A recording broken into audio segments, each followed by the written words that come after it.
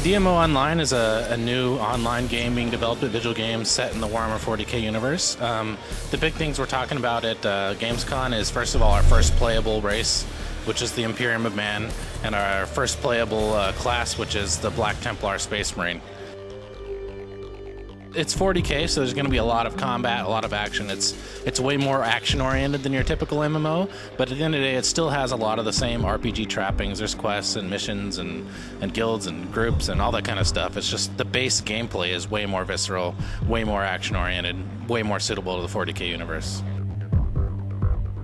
40k is a science fiction universe, so when we first started working on the game, we realized right away that we were going to have to change the basic mechanics of your standard MMO, because generally in those games, guns just aren't fun. So we had to push it a lot more towards, I wouldn't say it's not like a Twitch FPS, but it's somewhere between that and a typical MMO, and there's a lot of stuff that just came out of that. It just, had to be faster, guys die quicker. It's just, they were kind of natural extensions of what you would have to do to make a really cool gun-based MMO.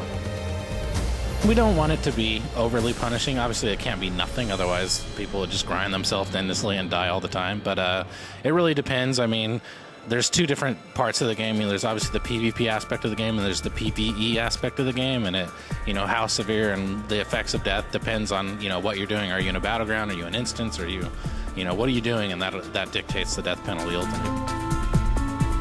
Vehicles are a really big part of the game. I mean, in addition to like personal vehicles you can drive around, like motorcycles and that sort of thing, we have a full suite of battleground vehicles, and all the playable races in the game have a ton of different vehicles they can pilot. They're all multi-manable, so like 4 guys can jump in a tank, 1 guy can drive, the rest of the guys can shoot. They have, they have physics. They react with the world. They impact with each other. You can jump berms on a bike. You can peel out. You can do all that stuff you would expect from an action game.